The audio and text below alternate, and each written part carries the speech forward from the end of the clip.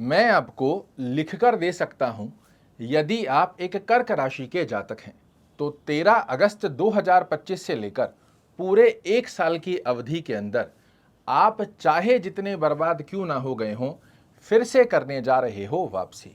और देवगुरु बृहस्पति का पुनर्वसु नक्षत्र में प्रवेश आपके लिए किसी वरदान से कम सिद्ध नहीं होगा।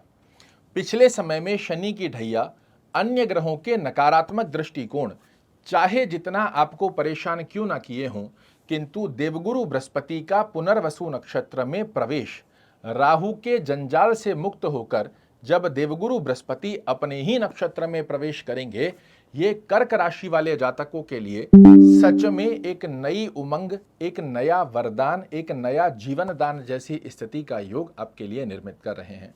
और पूरे एक साल की अवधि के लिए देवगुरु बृहस्पति कर्क राशि वाले जातकों के लिए बेहद सुंदर स्वरूप में लाभ देते हुए पाए जाएंगे। क्या क्या बड़े परिवर्तन आपको देखने को मिलेंगे?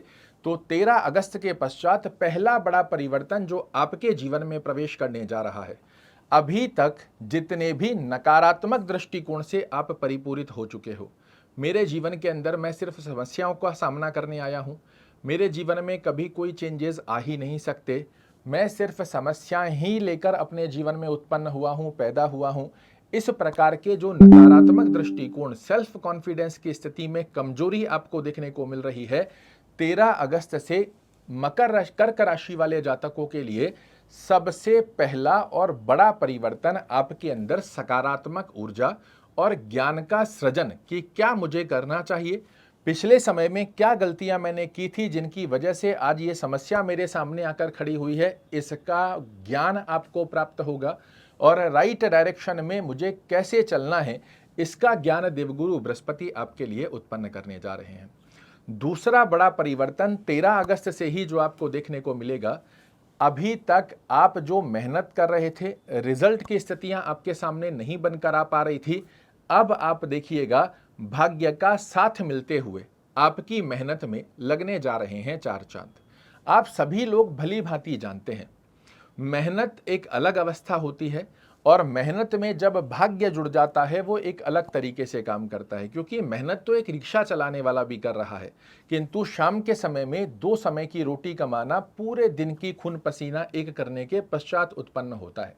किंतु जब मेहनत के अंदर भाग्य का साथ जुड़ जाए तो यहां से आपके लिए बेहद सुंदर स्वरूप का योग बनकर आता है।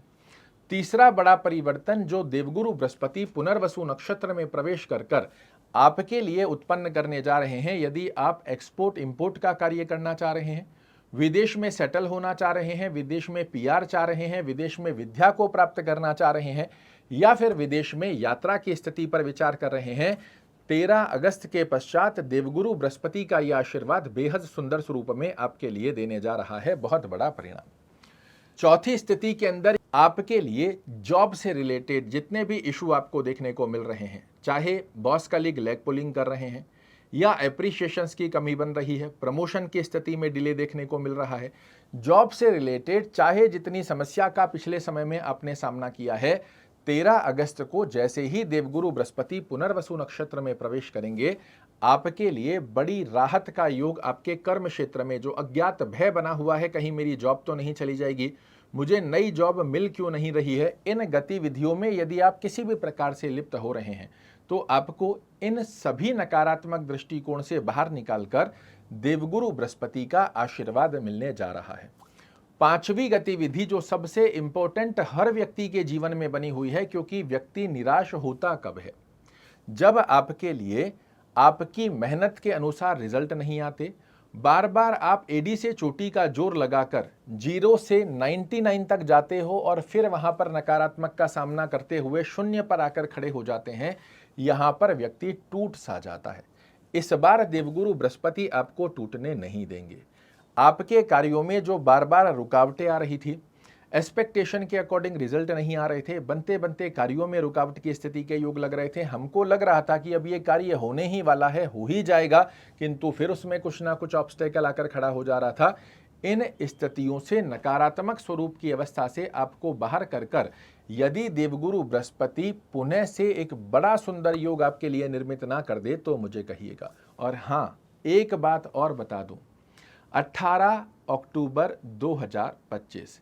इसके पश्चात पुनर्वसु नक्षत्र में ही स्थित होते हुए जब ये राशि परिवर्तन कर कर आपके लग्न में आएंगे, यहाँ से तो आपको वन साइडेड फ्लो देते हैं, किंतु अभी भी राहु के नक्षत्र से निकलकर खुद के स्वयं के नक्षत्र में आने के पश्चात मिथुन राशि में जब तक बने हुए हैं तब तक भी आपके लिए बहुत सुंदर स्वरूप में पिछले समय की अपेक्षाकृत आगामी समय की स्थितियों को बड़ा सुंदर बनाने जा रहे हैं। किन लोगों के लिए देवगुरु बृहस्पति बड़े अच्छे लाभ देंगे? तो मैंने आपको कहा पूर्व के अंदर एक लाइन कही थी कि मैं लिख कर दे रहा हूं, मैं लिख कर दे सकता हूं। आपके लिए देवगुरु बृहस्पति आने वाले एक साल की गतिविधि में बड़े परिवर्तन लाने जा रहे हैं और आप फिर से करने जा रहे हो वापसी। किंतु ये सभी लोगों के लिए अप्लाई नहीं हो सकता। आपके लिए ये लाइन और स्लोगन लागू होता है कि नहीं होता, इसे इस तरफ में जो चार्ट दिखाई दे रहा है इसमें एक बार देख लीजिए।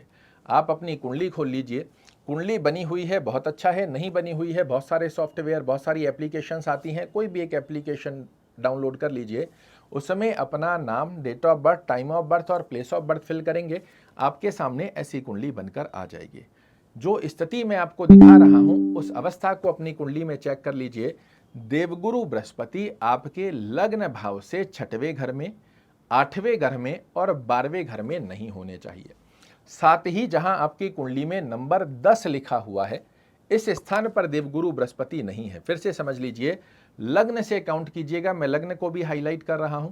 लग्न से 6वां घर, 8वां घर, 12वें घर के अंदर आपके लिए देवगुरु बृहस्पति नहीं होने चाहिए। और जहां नंबर 10 लिखा हुआ है, आपकी कुंडली में जहां नंबर 10 लिखा हुआ है इस स्थान पर देवगुरु बृहस्पति नहीं होने चाहिए। इसे छोड़कर जहां कहीं देवगुरु बृहस्पति बने हुए हों, फिर से तीसरी बार एक ही लाइन को दोहरा रहा हूं, लिख कर दे सकता हूं। आने वाली 13 अगस्त 2025 से लेकर पूरे एक साल की अवधि में आपके लिए देवगुरु बृहस्पति फिर से कराने जा रहे हैं वापसी। इन 4 स्थानों पर बने हुए हैं तो कुछ विशेष परिवर्तन आपके लिए नहीं बनकर आएंगे, किंतु इन 4 स्थानों को छोड़कर जहां कहीं देवगुरु बृहस्पति बने हुए हो, निश्चित रूप से कमर कसकर तैयार हो जाइए, क्योंकि अब बड़े परिवर्तन का आ चुका है समय। ओम गुरुवे नमः इस मंत्र का नित्य एक माला जाप करना, चाहे आपकी कुंडली में 6, 8, 12 में गुरु महाराज बने हुए हैं या अच्छे स्थान पर बने हुए हैं। विष्णु सहस्त्र नाम का पाठ करना या सुनना, दोनों में से जो संभवत स्थिति बनती है इसे फॉलो करो, ये एक अच्छा योग बना कर देगा। ध्यान क्या रखना है, 6, 8, 12 में या नीचस्थ अवस्था में बने हुए हैं, आप गुरु का जाप पाठ तो कर सकते हैं, किंतु गुरुवार के दिन पीली वस्तुओं का सेवन मत कीजिए। किंतु जिन लोगों की कुंडली में अच्छे भाव में देवगुरु बृहस्पति बने हुए हैं, इन्हें गुरुवार के दिन पीली वस्तुओं का सेवन करना, खाना पहनना, आसपास के वातावरण में पीली वस्तु का सेवन करना आपके लिए बड़े अच्छे लाभ देता है। नहाने के पानी में एक चुटकी हल्दी डालकर स्नान करते हो, इसका बड़ा अच्छा लाभ देखने को मिलेगा। अपने सीधे हाथ में एक मूली का कलावा या प्योर येलो रंग का धागा बांध कर रखते हो, यह आपके लिए बहुत अच्छा है। यदि एक पुखराज आप धारण करते हैं, इसका बड़ा अच्छा लाभ आपके लिए निर्मित होता है। फिर भी मेरा रिकमेंडेशन रहेगा, किसी अच्छे विद्वान को अपनी कुंडली का एनालिसिस करवाने के पश्चात ही पुखराज धारण कीजिएगा, ऐसे मत कीजिएगा। जाप पाठ, कलर थेरेपी और हल्दी वाले प्रयोजन की स्थिति को आप बिल्कुल निसंकोच होकर कर सकते हैं। बिल्कुल तैयार हो जाइए देवगुरु बृहस्पति का चमत्कार देखने के लिए। आशा करता हूं मेरे द्वारा दी गई ये जानकारी आपको पसंद आएगी। कल फिर से एक नई जानकारी लेकर आपके सामने उपस्थित होऊंगा। तब तक के लिए नमस्कार।